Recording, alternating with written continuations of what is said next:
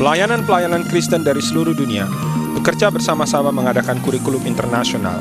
Dan pengajaran ini dibuat untuk membantu gereja-gereja di seluruh dunia supaya setiap orang Kristen dapat berakar dalam iman mereka dan menjadi pelayan-pelayan Tuhan Yesus Kristus.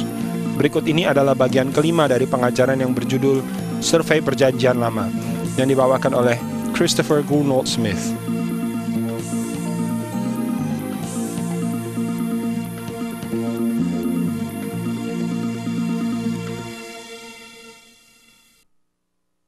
Welcome again to our studies in the Old Testament. I hope you're enjoying them, and I hope you'll enjoy this one. Saya mau menyambut saudara kembali ke dalam studi kami bersama-sama mengenai survei perjanjian lama. Saya harap saudara menikmati pelajaran-pelajaran kami yang baru lalu dan menikmati yang sekarang ini juga. Right now we're in the life of Abraham. Sekarang kita sedang mempelajari hidup Abraham. We saw two important things in the life of Abraham. Kita melihat dua hal penting dalam kehidupan Abraham. Firstly, Abraham trusted God. He leaned on God with faith. Pertama-tama, Abraham percaya kepada Tuhan. Dia bersender kepada Tuhan dengan iman. That was his relationship with God. Itu hubungannya dengan Tuhan. God made a covenant with Abraham. Tuhan mengikatkan janji dengan Abraham. And made promises to him. Dan membuat janji-janji dengan dia. And that was part of God's relationship. Itu adalah bagian dari hubungan Allah. God made two promises to Abraham. Tuhan membuat dua janji kepada Abraham. He said, you're going to have a child, a son of your own. Engkau akan punya anak sendiri, putramu Even sendiri. though now you are an old man and your wife is old. Meskipun sekarang kamu orang tua dan istrimu sudah tua. And second, Dan kedua, your descendants are going to inherit a land. keturunanmu akan mewarisi satu negeri. Now Abraham believed the Lord. Nah, Abraham percaya kepada Tuhan. But years and years went by and still no son. Yang bertahun-tahun lewat dan tetap tidak ada anak. And in Genesis 16, Dan dalam Kejadian 16, Abraham's wife, istri Abraham, Sarah, made a suggestion. membuat usul. She said, the Lord promised you a son, Tuhan menjanjikan katanya kamu seorang anak. but he didn't actually say me, did he? Tapi dia kan sebenarnya tidak janjikan melalui saya kan? Perhaps your son is to be through someone else. Mungkin anakmu tuh melalui yang lain lagi. Now, Abraham's life was something of a struggle. Nah, kehidupan Abraham itu seperti satu pergumulan. Between his relationship with God and his culture. Antara hubungannya dengan Tuhan dan budayanya. Sometimes God used his culture to speak to him. Kadang-kadang Tuhan pakai budayanya untuk bicara pada dia. At other times, Abraham's culture was against what God was trying to do in Namun his life. lain kali kebudayaan Abraham itu bertentangan dengan apa yang Tuhan mau lakukan di dalam hidupnya. And that's what happened with Sarah. Itu yang terjadi dengan Sarah. In their culture, they would have written marriage contracts. Di dalam kebudayaan mereka menulis satu kontrak pernikahan. And in these contracts, it would say, Dan di dalam kontrak ini akan dikatakan, if the wife does not have children after so many years, kalau istri ini tidak punya anak setelah beberapa tahun, then they should take a servant woman maka akan to the husband. He would have a child through her, which would be counted as their own child. mereka akan bawa seorang hamba perempuan kepada suaminya diberikan dan akan punya anak melalui hamba perempuan ini dan anaknya akan dianggap seperti anak dari istrinya yang sah. Now, God didn't say do that. Nah, Tuhan tidak katakan lakukan itu. That was their culture. Itu budaya mereka. That was part of the laws in Babylon Itu adalah bagian dari hukum yang ada di Babel, and in the old Assyrian period di dalam periode Asyur kuno, and in the city of Nuzu in central dan di Mesopotamia. dalam kota Nusu di Mesopotamia Tengah. But you see, it's from Mesopotamia that Sarah came and Abraham Dan came. saudara lihat dari tanah Mesopotamia inilah datangnya Abraham dan Sarah. And probably they had a written marriage contract. Dan mereka mungkin punya perjanjian kawin yang tertulis.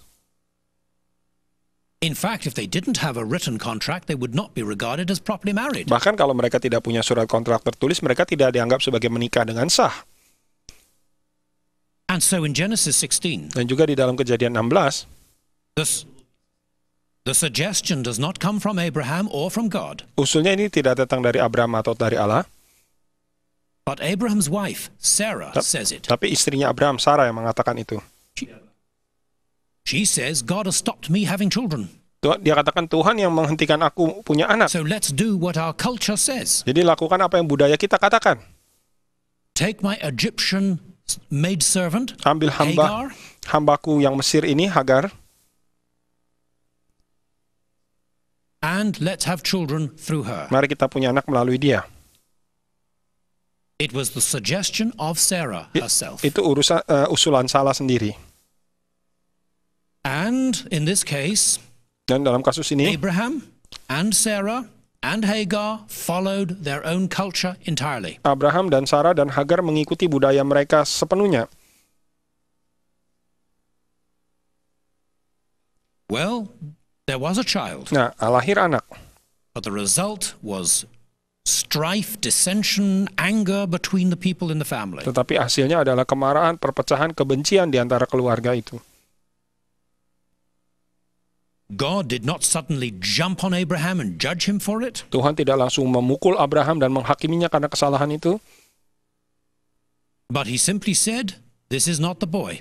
Tapi dia katakan, bukan ini anaknya. Your own wife is going to have a child. Istrimu sendiri yang akan punya anak.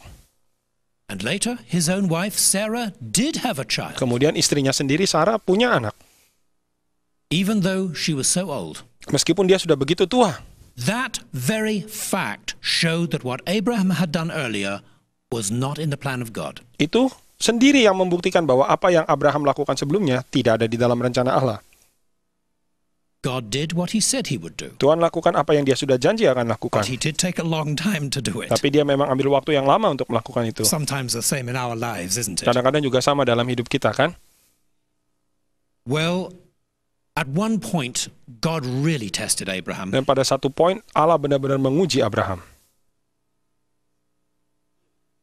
In Genesis 22, Dalam Kejadian 22,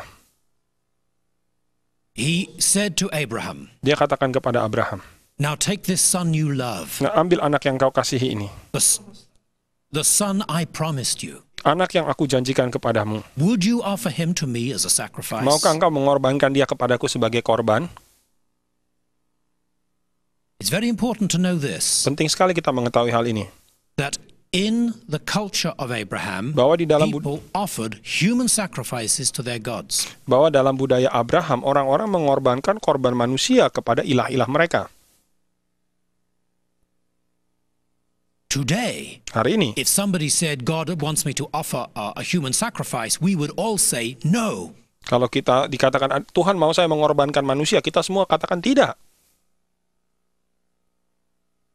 Because we know that God does not want that. Karena kita tahu bahwa Allah tidak mau melakukan itu. Tidak ingin hal itu. And in fact, God forbids it. Bahkan Tuhan melarang.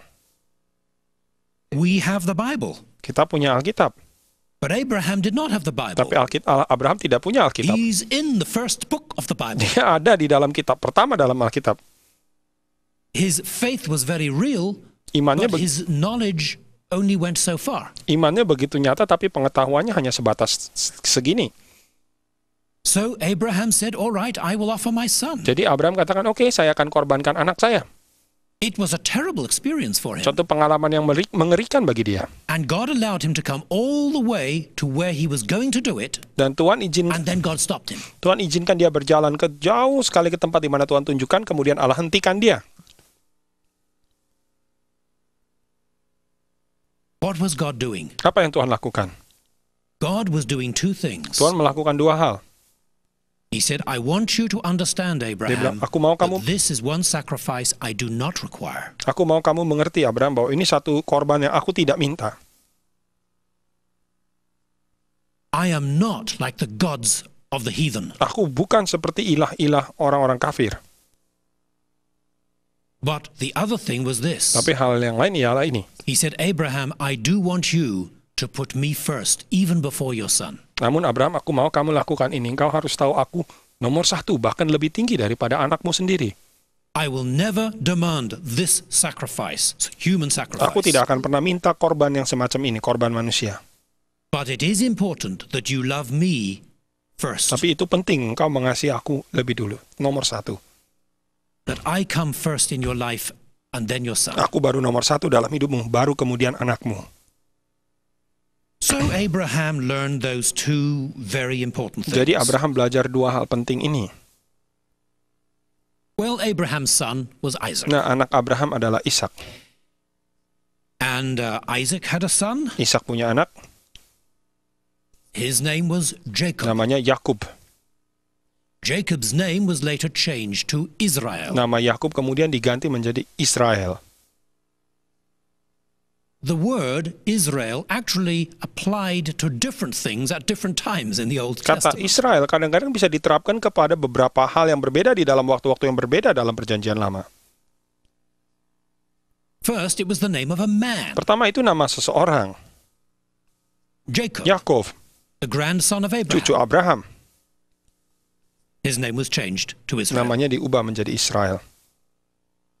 Later, we find a whole group of tribes Kemudian kita lihat ada sekelompok suku-suku descended from Jacob, Israel. yang turun dari Yakub, keturunan Yakub disebut Israel. And each tribe has its own name. Masing-masing suku punya namanya sendiri. There will be the tribe of Levi, Ada suku Lewi, tribe of Judah, suku Yehuda, and so on. dan lain-lain. But all of these tribes together use the covenant name Israel. Tapi suku-suku ini memakai nama perjanjian ini, yaitu Israel. So then it meant the covenant relationship between the tribes. Nah, artinya hubungan ikat janji di antara suku-suku ini. Many years later, Beberapa tahun kemudian, hundreds of years later, ratusan tahun kemudian bahkan, there was a nation, a kingdom called Israel. ada satu kerajaan, ya, bangsa disebut Israel. And it split in two. Bisa menjadi dua. And the tribes in the south were known as the kingdom of Judah. Dan dua suku di selatan dikenal sebagai suku Yehuda, kerajaan And the Yehuda. tribes in the north were known as the kingdom of Israel. Dan 10 suku di utara disebut kerajaan So Israel. then Israel had a third and different meaning. Jadi Israel ada arti yang ketiga dan yang berbeda. It had a political meaning of a group of tribes in just part of the land. Ada arti politik, yaitu sekelompok suku saja di sebagian negeri itu. Now, during the time of the man, Jacob, Pada waktu Israel, manusia ini, Yakub atau Israel, there was a great famine in the land. They had no food. ada satu kelaparan besar, tidak ada makanan di negeri ini. And God worked through circumstances in a wonderful way. Tuhan bekerja melalui keadaan ini dengan cara yang luar biasa. One of Israel's sons, Salah satu anak Israel, Joseph, Yusuf, found himself as a slave in Egypt. dibuang menjadi seorang budak ke Mesir. And he became a very important official in Egypt, Dia menjadi pejabat yang amat penting di Mesir, in charge of all the food. yang mengurusi semua makanan. And so he was able to bring his father and his brothers into the land and save them from starving. Jadi dia mampu membawa semua saudara-saudaranya dan ayahnya ke dalam negeri itu, menyelamatkan mereka dari kelaparan. They settled down. They lived there. Mereka tinggal, mereka menetap di For sana. 400 years they lived in Egypt. 400 tahun mereka tinggal di Mesir. And after a while, there was a political change in Egypt. Dan setelah berapa lama ada perubahan politik di Mesir. A new dynasty of pharaohs, of kings. Ada dinasti Fir'aun yang baru, raja-raja, And they made slaves of the Israelites. dan mereka memperbudak bangsa Israel. But God had made a promise to Abraham, Tapi Allah telah membuat janji kepada Abraham, and God was going to keep his promise to Abraham. dan Tuhan akan berpegang kepada janjinya kepada Abraham. He would bring the Israelites back into the land of Canaan. Dia akan membawa orang Israel kembali ke dalam negeri Kanaan. Then things started to go, it seemed, very wrong. Kemudian kelihatannya kok keadaan malah menjadi semakin buruk. Though really God was in control. Tapi sebenarnya Tuhan yang memegang kendali. The Pharaoh ordered the Israelites to throw baby boys into the river. Firaun memerintahkan semua bayi-bayi laki-laki Israel dibuang ke sungai. Because there were so many Israelites, the Egyptians were beginning to be afraid of them. Karena begitu banyak orang Israel sehingga orang-orang Mesir mulai takut kepada mereka. And so they did that. Jadi mereka lakukan itu. But one baby boy was saved. Tapi satu bayi laki-laki diselamatkan. And he was brought up by the Egyptians. Dan dia dibesarkan oleh orang-orang Mesir. Because he was adopted by Pharaoh's daughter. Karena dia diangkat oleh anak perempuan Firaun. And he received all the benefits of an Egyptian Dan education. dia menerima segala keuntungan pendidikan Mesir. Of course, his name was Moses. Tentu namanya adalah Musa. At the age of 40, Pada umur 40, Moses tried to deliver the Israelites himself. Musa sendiri berusaha membebaskan bangsa Israel By force. dengan kekuatan. It was not God's way. Bukan cara Allah, It was not God's time. bukan waktu Allah. Moses had to run out of Egypt as a refugee. Musa harus lari dari Mesir sebagai pengungsi. He became adopted by a group of people living in the desert. Dia diangkat oleh sekelompok orang-orang yang hidup di padang They pasir. are called Kenites, which means metal worker. Orang-orang Kenan disebut, artinya pengerja logam. And there he was a Di shepherd situ dia menjadi seorang penggembala until the age of 80. sampai umur 80. Then God appeared to him Kemudian Allah menampakkan diri kepada dia in Exodus chapter 3. dalam Keluaran pasal 3. It's very important to see how God made himself known to Moses. Penting sekali kita mempelajari bagaimana Allah memperkenalkan dirinya kepada Musa. Moses had his flock of sheep and goats, Musa mengumpulkan kawanan domba dan kambingnya, and he saw a bush dan burning. dia melihat satu semak belukar menyala-nyala. Now that's not unusual. Nah, itu tidak biasa, tidak luar biasa. If you were in the Sinai Kalau desert saudara dari Gurun Sinai for a long time, yang begitu cukup lama, you would see bushes burning. saudara akan lihat semak belukar terbakar, It's very dry, it's very hot. kering dan panas sekali. So the little thorn bushes sometimes just go on fire. Jadi semak onak belukar itu seringkali ya terbakar begitu. They burn for a little Dan while. terbakar sebentar, After maybe 2 minutes, Setelah there's nothing left. 2 menit ya sudah habis, tidak ada yang tersisa. Just a little patch of black on the ground where the bush had once been. Cuman hanya sekedar arang hitam, debu di tanah setelah di tempat dulu itu ada semak. Exodus 3, Keluaran 3, verse 2. ayat 2. And the angel of the Lord appeared to Moses in a flame of fire from the midst of a bush. So he looked, and behold, the bush was burning with fire, but the bush was not consumed. Lalu malaikat Tuhan menampakkan diri kepadanya di dalam nyala api yang keluar dari semak duri. Lalu ia melihat dan tampaklah semak duri itu menyala, tetapi tidak dimakan api. Then Moses said, I will now turn aside and see this great sight, why the bush does not burn. Musa berkata, baiklah aku menyimpang ke sana untuk memeriksa penglihatan yang hebat itu. Mengapakah tidak terbakar semak duri itu? You see, what attracted Moses was not the fact that the bush was burning, Yang menarik Musa bukan karena bahwa semak itu terbakar, but the fact that it went on and on and on burning and it was not destroyed. tetapi terus menerus dan menerus terbakar dan tidak hancur semak itu. Believe me, there was nothing extraordinary about the bush. Nah, percaya bahwa tidak ada sesuatu yang luar biasa mengenai semak itu. Nothing miraculous. Tidak ada yang mujizat, Nothing supernatural. tidak ada yang supernatural. It was just one more bush like all the thousands of others in the desert. Cuman sekedar satu semak di antara ribuan semak lagi di padang gurun itu. Just a little dry thorn bush. Cuman sekedar semak duri yang kering. But the fire was Tapi miraculous. apinya itu luar biasa. You see, all fire needs fuel. Nah, semua api itu perlu bahan bakar. You've got to burn something to have fire. Saudara mesti bakar sesuatu supaya ada api. Wood, Kayu, or coal, atau batu bara, or gas, gas, oil, minyak. but something has to burn. Mesti ada sesuatu yang terbakar. Everything that we know in the universe is dependent on something else. Segala sesuatu di dalam alam semesta yang kita tahu itu tergantung kepada satu hal yang lain.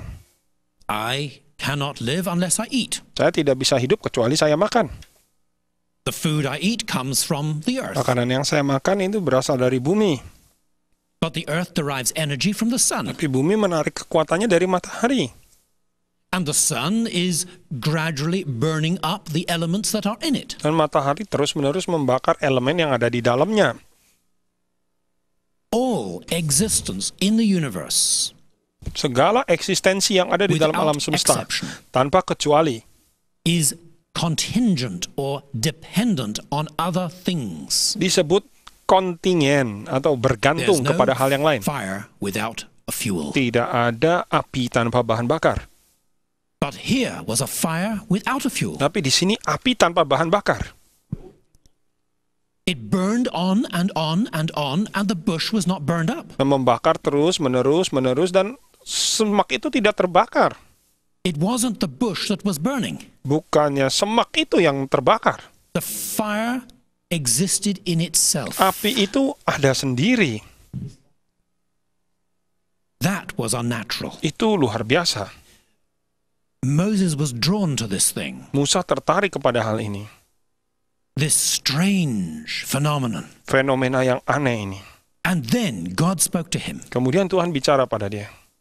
and said, Moses, Moses, Dia bilang, Musa, come here, datang kemari. but take your shoes off your feet, as is a mark of respect in your culture. Tapi buka sepatumu, tanggalkan sepatu dari sebagai tanda respek di dalam budayamu. You're in the presence of God. Engkau ada di dalam hadirat Allah. Now, God himself revealed himself as the I am. Allah menyatakan dirinya sebagai aku ada. God revealed himself with a name, the name Yahweh. Allah menyatakan dirinya dengan nama Yahweh. Sometimes we use the word Jehovah, Seringkali kita pakai nama Yehova, but really the original word would have been Yahweh. tapi kata aslinya adalah Yahweh. And it's connected with the Hebrew verb to be. Berhubungan dengan kata kerja Ibrani adalah. And God himself explains it as I am that I am. Allah sendiri menjelaskan bahwa aku ada seperti aku ada. God means I am self-existent. Artinya aku ada sendiri. I am not dependent on anything. Aku tidak bergantung kepada apapun. We said at the beginning of these series, Kita katakan pada permulaan seri ini, in Genesis chapter di 1, dalam Kejadian 1, God created the universe. Allah menciptakan alam semesta. He's not just a cosmic soul. Dia bukan cuma sekedar jiwa kosmik. He's not just part of the universe. Dia bukan hanya bagian dari alam semesta ini. He is sovereign, Dia berdaulat, self-existent, ada sendiri, eternal. kekal.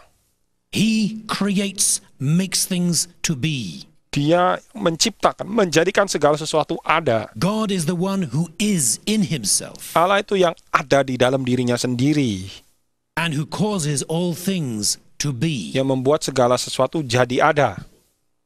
And without him, there is nothing. Tanpa dia tidak ada apa-apa. The universe is not just an extension or manifestation of God. Alam semesta ini bukan satu ekstensi atau manifestasi Allah.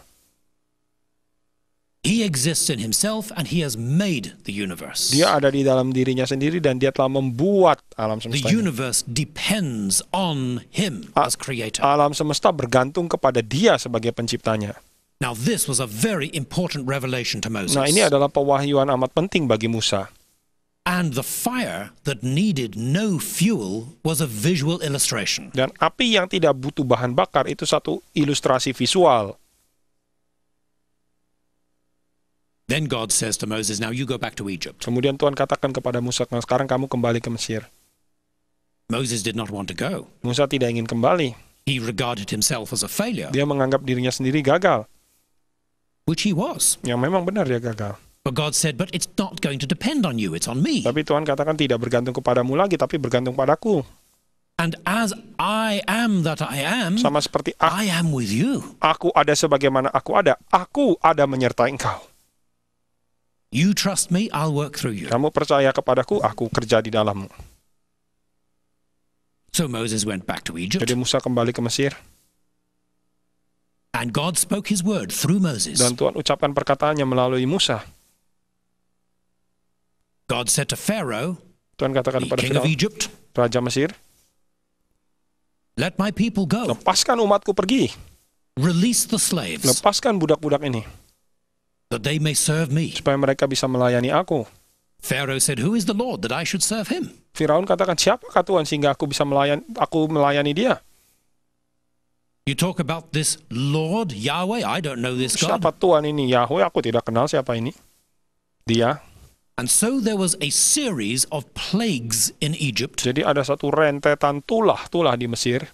judgments by God. Hukuman oleh Allah. Now we don't have time to do it today, Kita nggak ada waktu untuk melakukan hari ini. and we won't have time in this Dan series. juga nggak ada waktu dalam seri ini. But every one of those plagues was directed against one of the gods of Egypt. Tetapi setiap masing-masing tulah itu diarahkan kepada salah satu dari ilah-ilah Mesir. There were about 2,000 gods in Egypt, Ada kurang lebih 2.000 ilah di Mesir. but the most important ones are the objects of those judgments. Tapi yang paling penting itu adalah objek dari penghukuman-penghukuman itu. It showed the non-existence of those gods. Itu yang menunjukkan bahwa non-eksistensi dari ilah-ilah itu. It was not those gods that controlled the river Nile, Bukan ilah-ilah itulah yang mengkontrol sungai Nil. or health and sickness, Atau sakit penyakit dan kesehatan. or the weather, Atau alam. Cuaca. or the insects and animals. Atau serangga dan It binatang. was the Lord God who Tapi did that. Tuhan Allah lah yang melakukan itu. And so this was very important Jadi ini penting sekali. for two things. Dua hal. First, to make the Egyptian Pharaoh let the Israelites go, Nomor satu, untuk membuat Firaun Mesir melepaskan orang-orang Israel. but also for the Israelites to learn who God really was Tetapi supaya juga orang Israel belajar siapakah Allah itu sebenarnya.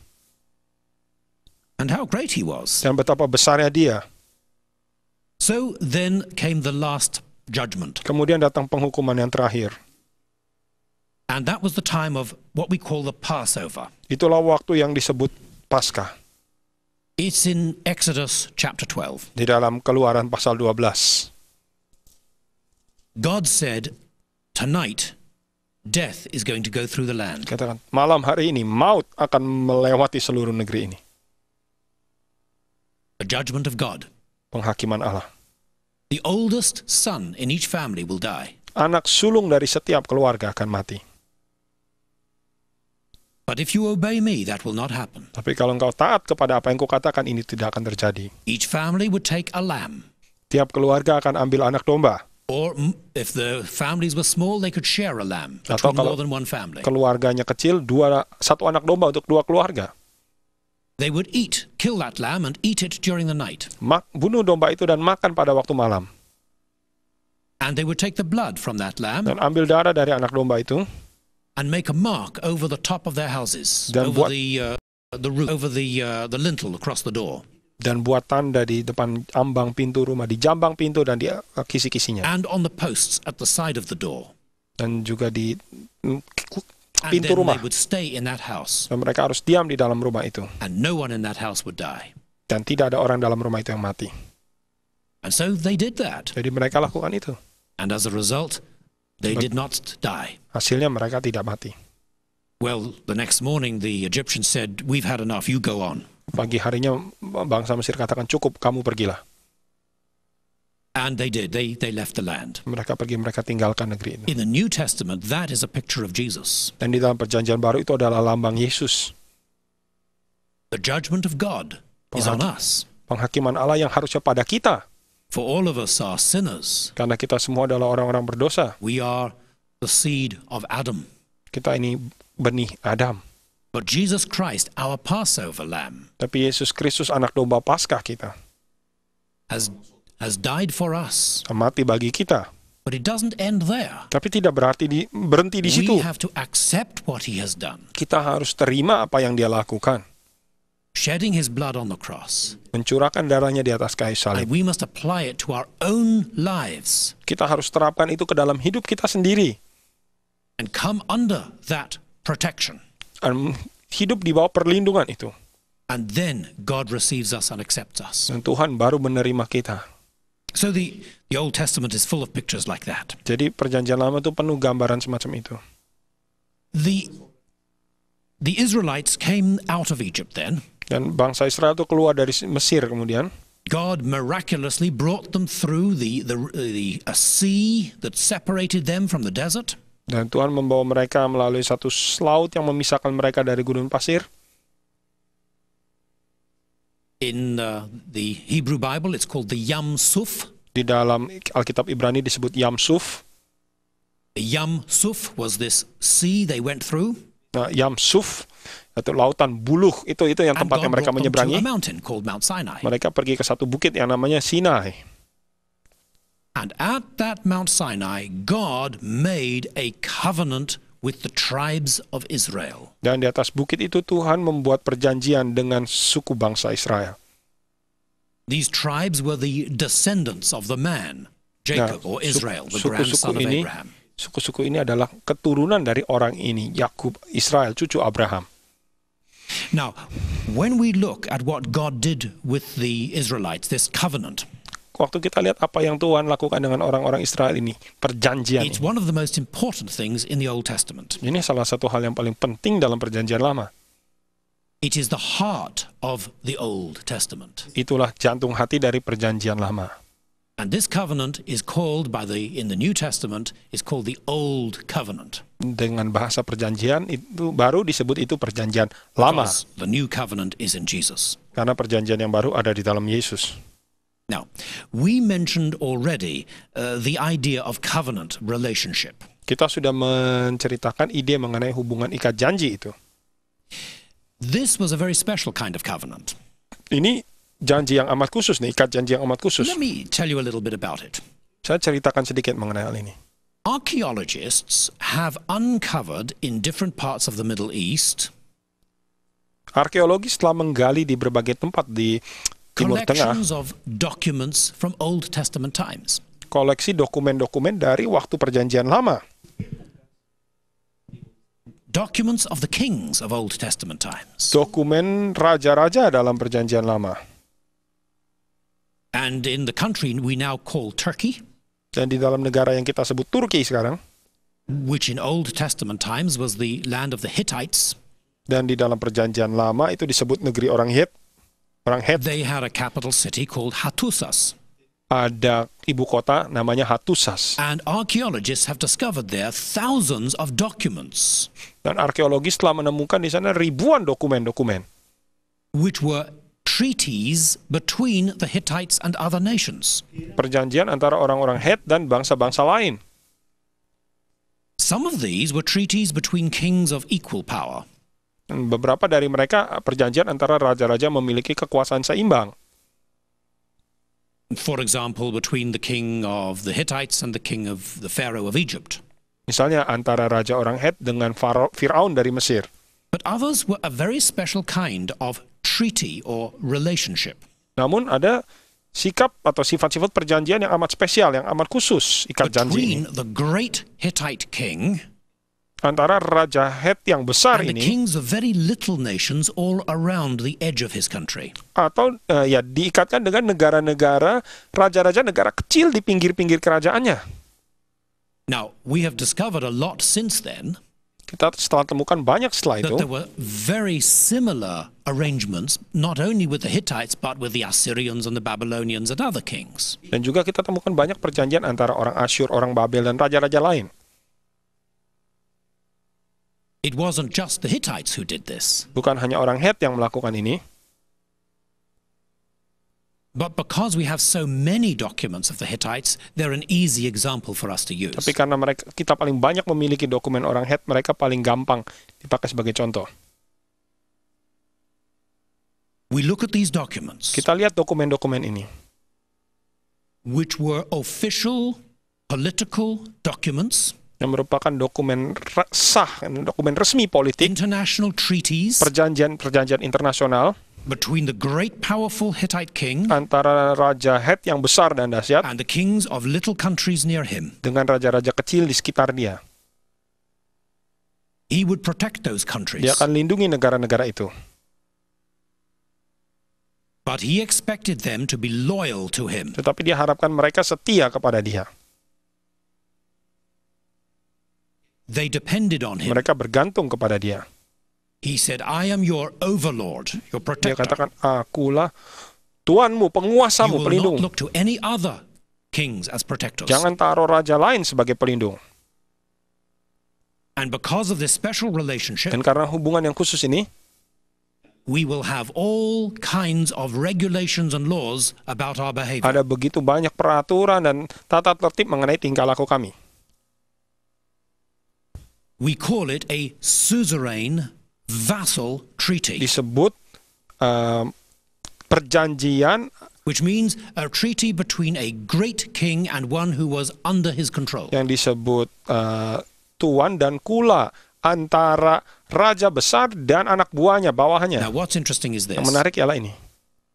When we look at Exodus 19, Pada waktu kita lihat Keluaran 19, Exodus Keluaran 20, 20, Exodus Keluaran 24, 24, all of which describe the covenant made at itu Mount semua Sinai. menjelaskan perjanjian yang diikatkan di atas Gunung Sinai. When we put all of Kalau that kita together, gabungkan itu bersama-sama, we have an almost perfect example of that kind of treaty. kita lihat itu hampir contoh yang sempurna mengenai perjanjian yang semacam itu. It follows that form. Mengikuti model semacam itu. Why? Kenapa? Because God was again using their culture to say something important to them. Sekali lagi Tuhan memakai budaya mereka untuk mengatakan sesuatu yang penting kepada mereka. Let me give you some examples. Saya berikan contoh beberapa. This is what the Hittite king would say. Ini yang dikatakan raja orang Het. First, his name and title. Pertama, nama dan titelnya. These are the words of the son Suppiluliumas, Inilah perkataan putra the great Supiulimas, king, raja besar, the king of the Hatti land, raja negeri Het, the valiant, the courageous, yang berani dan yang perkasa. the favorite of the storm god. Dia adalah favorit dari dewa kilat. Listen to these words, little king. Dengarkanlah pada perkataan ini, raja-raja kecil. You see how I have protected you, Kau lihat betapa aku telah melindungi engkau, helped you. membantu engkau. Be grateful to me. Kamu harus bersyukur kepadaku. I am your overlord. Akulah penguasamu. You will have no other suzerains, no other overlords except me. Jangan ada tuan lain di hadapanmu selain aku. This is our relationship. Ini hubungan kita. Now, in this circumstance, you will do this. Di dalam keadaan ini kamu lakukan ini. In those circumstances, you will do that. Pada waktu keadaan semacam ini kamu lakukan itu. Etc., etc. Dan sebagainya dan sebagainya. And so it would go on at great Dan length. terus menerus dengan panjang lebar dijabarkan. And then he would say, Kemudian dia katakan, if you keep kalau this, kamu pelihara these blessings will be on you. If you break it, the cursings will be on you. perkataan ini, kalau perjanjian ini kamu pelihara, berkat-berkat ini menyertai. Kalau engkau langgar, kutuk-kutuk ini akan menimpa engkau. But they would give the curses first, Diberikan kutuk-kutuknya dulu mereka. and there would be lots of them. Banyak itu. All kinds of terrible things were going to happen to the little nation if they broke their word. Semua hal-hal yang mengerikan akan terjadi kepada negara-negara kecil ini kalau melanggar perjanjian mereka. But if you keep this Tapi kalau covenant, kamu pelihara perjanjian ini, there will be many good things that itu will ada happen to banyak hal you. yang baik yang akan terjadi kepadamu. Then the little nation would make a promise. Kemudian bangsa yang kecil ini akan buat janji. They would swear to do what was the right thing. Mereka bersumpah untuk melakukan apa yang benar. The treaty would be written in documents, Dan perjanjian ini akan ditulis dalam bentuk dokumen. and the documents would be put in a Dan temple. dokumen ini dimasukkan ke dalam satu kuil. Now, if you look at what God did with Israel, he did the same Kalau thing. saudara lihat apa yang Allah lakukan dengan Israel, dia lakukan hal yang sama. First, he identified himself. Pertama, dia nyatakan dirinya. I am the Lord, Yahweh, Akulah Tuhan, Yahweh, your God. Tuhanmu. I brought you out of the land of Aku Egypt. bawa kamu keluar dari tanah Mesir. You've seen what I did to the Engkau lihat Egyptians apa yang aku sudah lakukan kepada orang Mesir. with a mighty hand and an outstretched arm. Tanganku yang dahsyat dan tangan kananku yang teracung. I carried you on the wings of eagles and brought you to myself. Aku bawa engkau di atas sayap Raja Wali dan membawamu kepada diriku sendiri. Now you will have no other gods except Jangan me. ada ilah lain di hadapanmu kecuali aku. And now here are the detailed laws and regulations you must Nah, observe. inilah semua hukum-hukum secara detail kamu harus taati. And then you make a promise. Sekarang kamu buat janji. And the Israelites said, Orang Israel katakan, all that the Lord has said we will do. semua yang Tuhan katakan kami akan lakukan. God said, that's Tuhan fine. katakan, baik, Now there will be a sacrifice, ada korban, a written ada document. dokumen yang tertulis. In fact, we read of two kinds of Bahkan documents. kita lihat ada dua jenis dokumen. We're told that Moses wrote all the words of the Lord in a book of the law, Yang dikatakan Musa menulis semua hukum-hukum ini di dalam kitab hukum. and then we also read that there were the 10 commandments on tablets of stone, Kemudian kita lihat juga ada 10 perintah Tuhan di dalam 2 loh batu.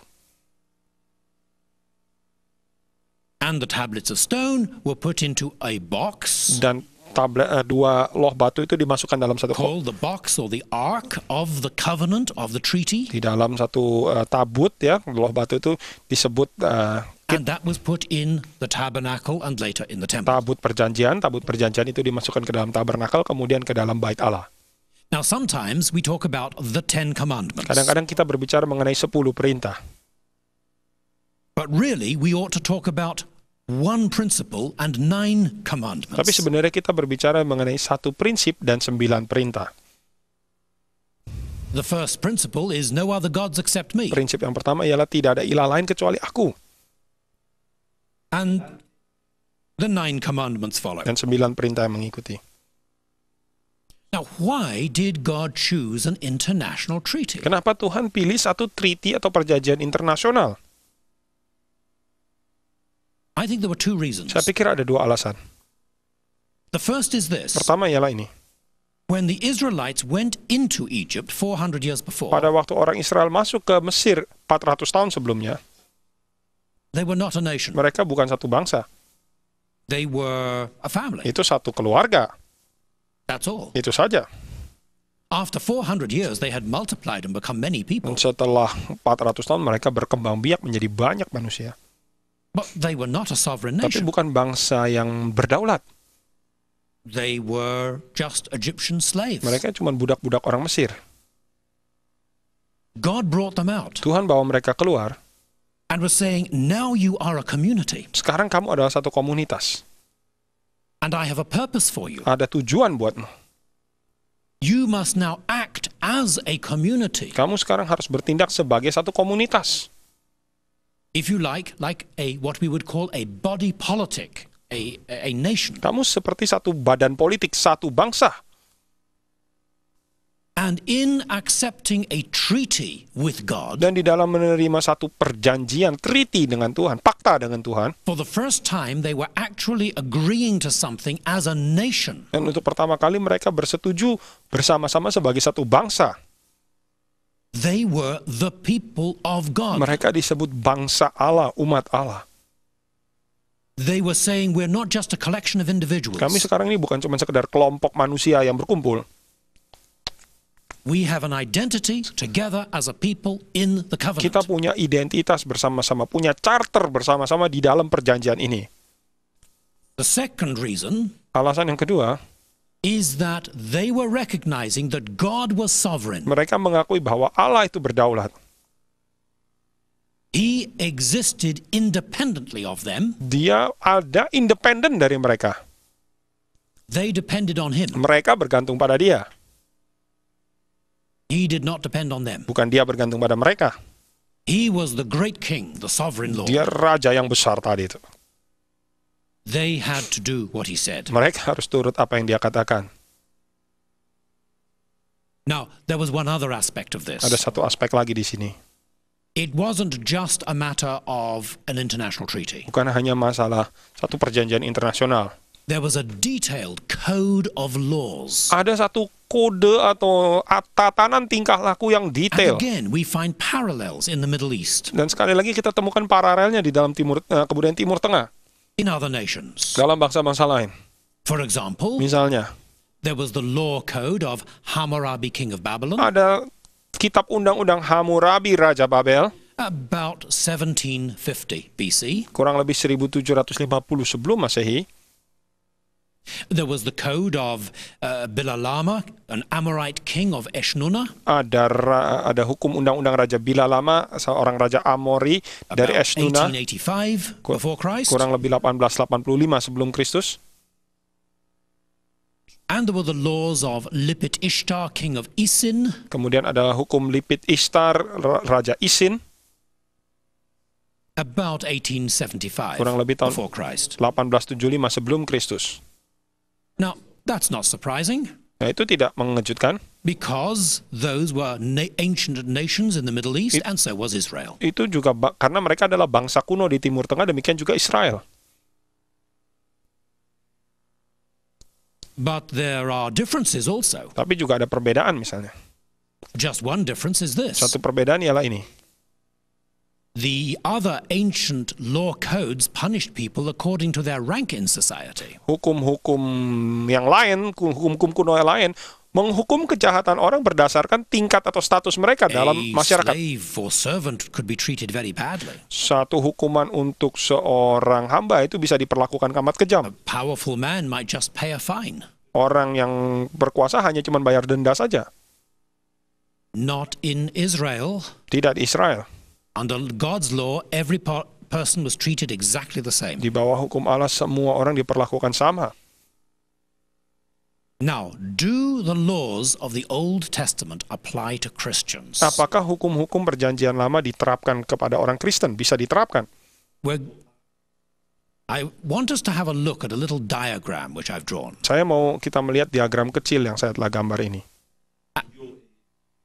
And I think it will give you a clear answer to this question. Akan memberikan satu jawaban yang jelas kepada pertanyaan ini. Some people try to say that none of the Old Testament laws apply to Christians. Banyak orang berkata bahwa tidak semua dari hukum-hukum perjanjian lama tidak ada yang bisa diterapkan kepada orang Kristen. Some people try to say that all of the Old Testament laws apply to Christians. Ada yang berkata semua bisa diterapkan kepada orang Kristen. Let me give you an example. Saya kasih contoh. If we look at Deuteronomy chapter 22, Kalau kita lihat Ulangan pasal 22, verse 8 says this. ayat 8 berkata ini. When you build a new house, then you shall make a parapet for your roof, that you may not bring guilt of bloodshed on your household if anyone falls from it. Dikatakan pada waktu engkau membangun rumah, haruslah engkau membangun parapet, membangun satu kisi-kisi supaya jangan engkau ada kena hutang darah pada waktu orang jatuh di dalamnya. Now, let's look at the diagram. Mari kita lihat diagramnya. There was the law. Itu ada hukum. Build a parapet around the roof. Bangunlah kisi-kisi di atas soto rumah, memagari soto rumahmu. But let's see the culture. Mari kita lihat budayanya. In ancient Israel, Di dalam people used to even sleep on the roofs of their houses. Di dalam Israel kuno, saudara, bahkan orang biasa tidur di atap rumah. The weather was warm, Udaranya hangat, and through the summer it was dry. dan sepanjang masa musim panas itu kering.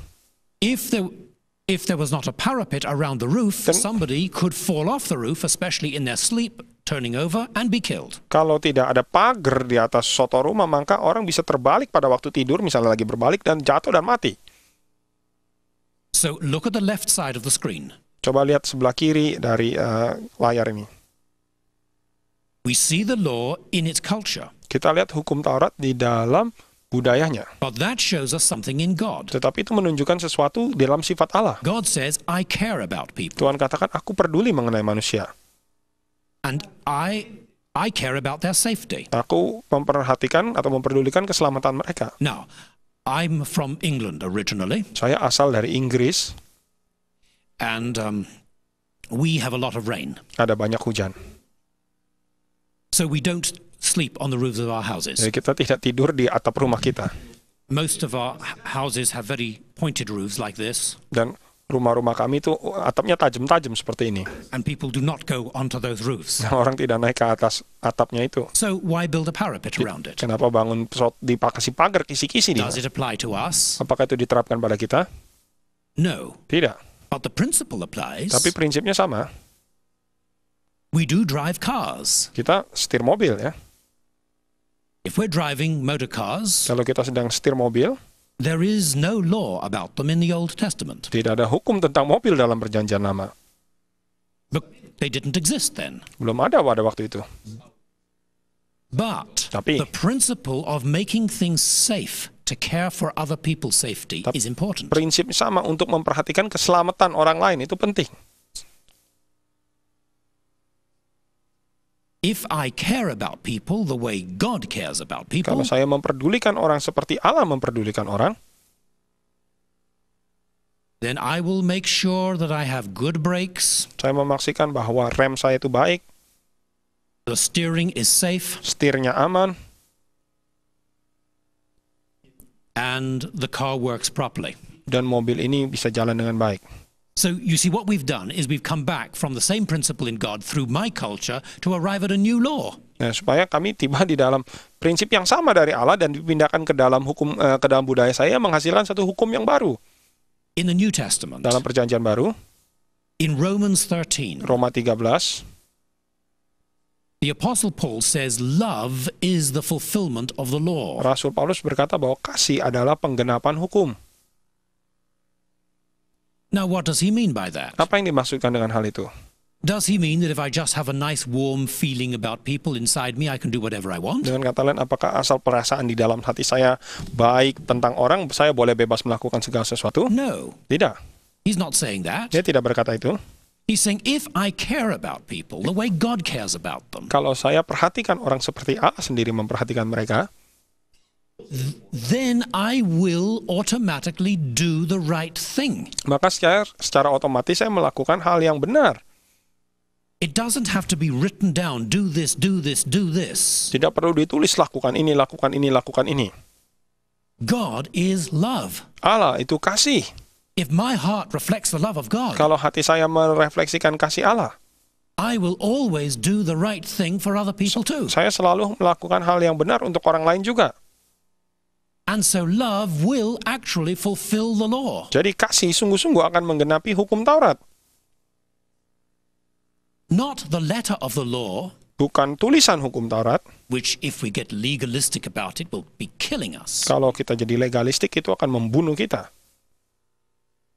But the spirit of the law, which actually brings life. Tapi roh dari hukum itu yang membawa hidup. Now some people have said, if you look at the Old Testament, Dan banyak orang berkata kalau engkau lihat Perjanjian Lama, the 10 Commandments apply to Christians and all the other laws do not. 10 perintah Tuhan itu bisa diterapkan pada orang Kristen, tapi hukum-hukum lain tidak. Really, you cannot say that. Sungguh-sungguh saudara tidak bisa katakan itu. Because there are other things that are mentioned in the law that are not in the 10 Commandments. Karena ada hal-hal lain juga yang disebutkan dalam hukum Taurat, tapi tidak di dalam 10 hukum.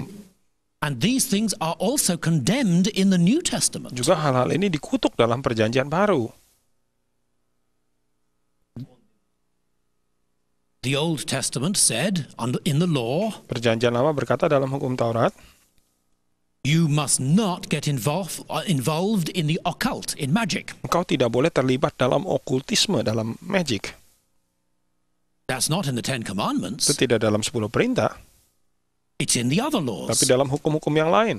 But in the New Testament, Tapi dalam Perjanjian Baru, the Apostle Paul says exactly the same thing. Rasul Paulus katakan hal yang sama.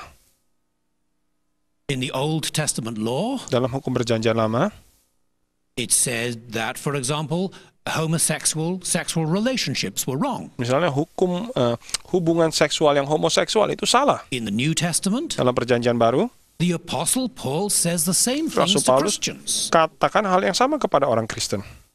But it's not even mentioned in the 10 Tapi itu tidak Commandments. disebut dalam 10 perintah. So we cannot say that it's just the 10 Commandments that apply to Christians and nothing else. Dan jangan kita berkata hanya 10 perintah yang bisa diterapkan dan yang lain-lain tidak.